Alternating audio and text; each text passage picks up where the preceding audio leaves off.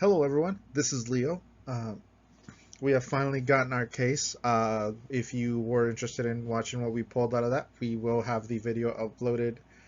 Probably will come out right before this one. I might upload this for 12:30 and that video for 12, or I might upload them at the same time. So if you want to watch that, you can. But we're now finally getting into the um, decks for this set, right? And for the first part, to give us some room to test the decks, me testing out the glitter decks and Kat testing out Vermillion, Ezel, Greedon, Silhouette, and Mythiarch. We're gonna do this little mini series here first. We'll do the first match this week, and then the second match next week, and that is the out of the box challenge. We're gonna start with Vermillion. So you might be asking, what is an out of the box deck, right? Or what is the out of box challenge? So we are going to make a deck using only the cards in the given set. In this case, we're talking about set 11, Clash of the Heroes, and one trial deck for the respective nation.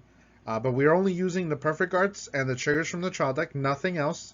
We're not allowed to use any sneak peek or box topper promos. This is you're only allowed to use cards that you got out of, like, let's say a split of a nation, right? You'll only get the Dragon Empire cards, and that's it. You're not going to get sneak peek promos. You're not going to get box toppers. This is if you get a split, which I know a lot of players do. They'll just buy a split for a nation, and that's what they'll use. So that's what this deck is going to, or this little challenge is about, right? But obviously, not every set comes with triggers and perfect cards, so that's why we give ourselves the ability to use the ones from the trial deck. We have one for every nation. They're only about $4 or $5. Not going to cost you much, right? So for the first episode, we're gonna do Vermillion, right? And we're gonna play Vermillion using only what's given in the set. We're you doing this to kind of test out, like, hey, what did Bushiroad really give us, right? Like, if there's nothing else to help the deck from other sets, how do they want us to play this deck just out of the box, right? So we'll start with the ride line. Obviously, the Kaiser Vermillion ride line is very good. You're gonna play it. Then we have trigger units. Obviously, we're just using the child deck ones, so there's no effect ones here. Just using what we have, right? So not even the effect OT, because we want to test the deck's power. We don't want to test, you know, uh, how good the Dragon Empire OT is with it, or if you need the effect crits to get soul, maybe this will show you, hey, wow, he really struggled with soul throughout this. Maybe I do need those effect crits.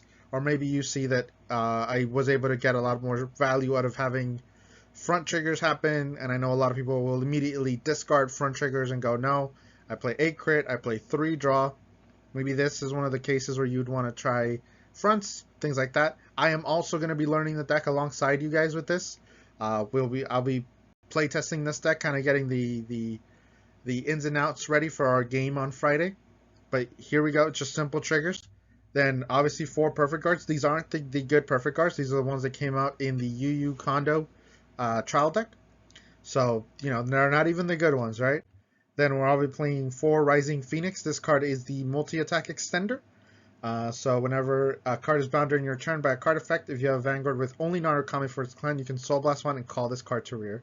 That activates and drop. You can also just retire it to choose one of your other units and give it +5. So it puts itself in the drop, which is pretty cool. Obviously, you need this multi-attack extender, and it does eat soul, but this next card, Red River Dragoon, he is the ride deck card. We also playing 4 of. I only put 3 here because one of them is in the ride line. So when he boosts, if you have a grade 3 or greater Vanguard with only Narukami units for his clan, you can counterblast one, choose your opponent's back row, rear guards, bind it, and if you do not bind a card, you can soul charge 2.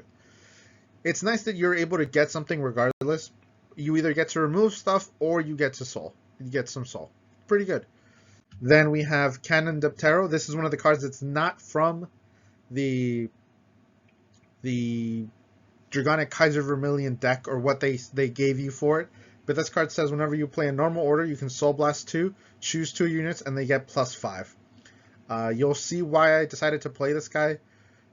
He is just essentially an auto, so he can just kind of sit behind Vanguard and do that if he needs to.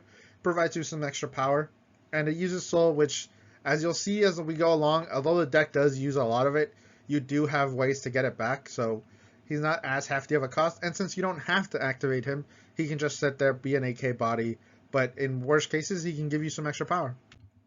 Then we have Dragonic Death Sight. During your turn, if your opponent's front row has no rear guards, he gets +5, so he's a 15k attacker.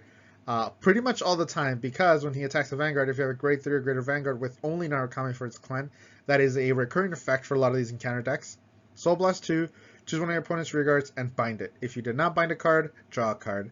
So he can bind the last remaining unit in the front row to give himself the power, and if you're not able to bind anything, he just Soul Blast 2 to draw a card. That's pretty good. You just having access to card draw is incredible. Then we have Thunderstorm Dragoon. When it's placed on rear, if you have Vanguard with only Narukami for its clan, Soul Charge 1 and he gets +5. This is another way to just get simple Soul Charge. You don't need to do any hoops, anything like that. Just gives you soul. Easy as that. Then we playing 2 of the Blitz order known as Defensing Roar. You choose one of your Guardians with that Sentinel, and until end of that battle, it gets, when this unit retired from Guardian, put this card into hand, and it gets an extra 10k shield. You can essentially turn any of your grade 1 or grade 2s into 15k shields that will just go back into your hand. You can even turn a crit into a 25k shield that you just get to put back in a hand. Again, although I don't think this is a great card outside of this deck, right? I do think that it is somewhat playable. I mean, being able to use a 25k guard and then being able to get that card back into hand, right? This card essentially, this and a crit or a front or a heal, anything that's a 15k shield, provides you 40k shield, right, for that turn, right? Because this card gives the crit, front, or heal an extra 10k, so that's 25k shield there. Then it puts that card back into your hand, and it now gets to be able to use again for the next attack. So 40k shield, not bad. Then, obviously, this is the reason we play Cannons of Terror, is Eternal Thunderbolt. This card can be played from drop, and if played, excuse me, let me just rewind there. This card can be played from drop, and play this card if you have Vanguard with Vermillion in its card name and only Narukami for its clan. Choose one of your Vanguards, and until end of turn, it gets continuous Vanguard circle. When your opponent's rear guard is hit by this unit and would be retired from rear guard, bind it instead of retiring. And if your opponent has no rear guards, all of your front row gets +5. Then if you play it from drop, it binds itself. This triggers Phoenix. This also makes it so that you can remove your opponent's cards permanently in some cases. Not a lot of decks can recover from cards being bound, so this is perfect. And then it also provides power to your front row. No power to Vermillion himself, but you'll kind of see why that's not going to be the biggest issue. But let's talk about it. Dragonic Kaiser Vermillion. Again, we play 4 of it here, except obviously one of them is in the red line, so he has 2 abilities. The first one being an act. Once per turn, counterblast 1, choose 2 units with only Narukami for their clan, and they get +5 until end of turn. Until end of turn, when this unit would attack, choose 2 of your opponent's rear guard circles. So if there's some unit that says it can't be chosen, this will get around it by not choosing a rear guard. You're choosing a circle, and that means that you get around things that say like, oh, this can't be chosen or whatever.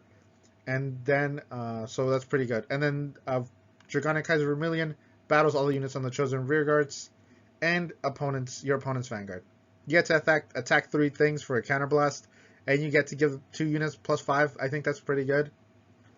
And then his second ability is an auto once per turn. At the end of the battle, this unit attacked. If you played a normal order this turn, which will be Eternal Thunderbolt, and your opponent's damage zone has 4 or less cards, you can discard a card from your hand, choose one of your opponent's Vanguards, and deal a damage. Hey, you can just put your opponent to 5. You can just force that pressure to make sure that your opponent is able to, or is going to go to 5, right? That's pretty good, being able to just fling damage at your opponent. And this doesn't need to hit. It doesn't need, your attack to not have hit. Things like, I think, Bafsagra, if I remember correctly. I don't remember who exactly, but there was one where if you didn't hit, he would do a damage. But in this case, he can still do damage, right? your opponent might risk just taking Vermillion's attack to avoid having to just take the damage, right? Like they're thinking, well, I'm gonna have to take it anyways. Might as well just do the damage, and if he gets a crit, he'll just put me to 5, but he can't use that ability. Obviously, that might not happen, but you'll definitely make your opponent have to think, right? This is going to be the first out of the out the box deck, right? And he will be facing off against Silhouette. The cat will be playing Silhouette. He's been very hyped to play Silhouette ever since he saw him.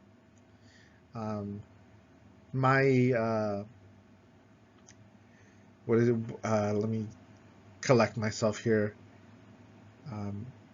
We have wanted to do a challenge like this for a long time. Really couldn't do it with a lot of decks because we can only do this for decks that are barely being introduced, right? So if there's a support set, we can't really do it, right? Because they can't do that. And for this set specifically, there's only 4 decks that fit that criteria, which was Silhouette, Vermillion, Ezel, and Mythiarch, because all 4 of those decks were being introduced into this set. Greed on Mask didn't apply because he was his own unit, and neither did any of the glitter decks. None of them are their own decks. They are just support for another deck. But I really enjoy these kind of deck building challenges. So I kind of want to see what we can do with just what's given to us in a set, right? I've always loved the idea of testing just how strong a deck is made without any external support from other things, right? Obviously, in our case, we are using triggers, but obviously we had to. We did try to lower the effect that triggers would have, and obviously perfect guards as well. We're completely getting rid of the effect ones, just using the really shitty ones. And I hope you enjoy. This is going to be a really fun series for us. We're hoping to get back on track. We did have to delay our case or our series because the case took forever to get here, and it got here on a Tuesday, which was almost like an entire week late for us, right? I mean, it had released like last Friday, and we were hoping to get it by then, but it had shipped out I think like Thursday or something, and we didn't get our thing in time, but that's good. We are on track to get all this stuff done. We're doing this series as more of like a fun little challenge while we get to practice our complete decks better, right?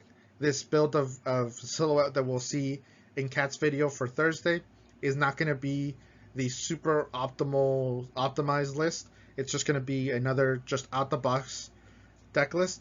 And then later on, once we have gotten time to practice with our builds, we'll do the fully pimped out, like, strong versions of the decks. But with that, I will leave you. This has been Leo. Have a very nice day.